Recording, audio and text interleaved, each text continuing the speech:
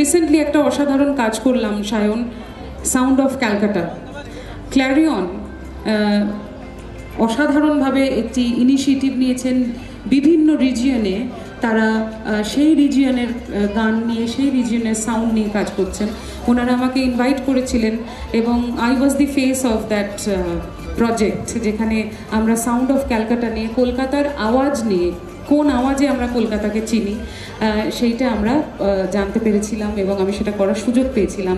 Clarion থেকে আমাদের সঙ্গে রয়েছেন আমার দুই খুব প্রিয় দাদা। তাদেরকে বরণ করে নেওয়ার জন্যে অনুরোধ করব আমি পোখরাজকে।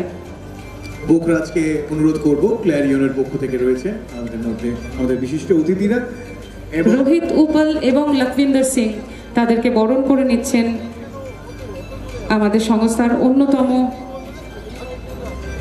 সদস্য Pokhraj. Thank you so much for this support, thank you so much for being there.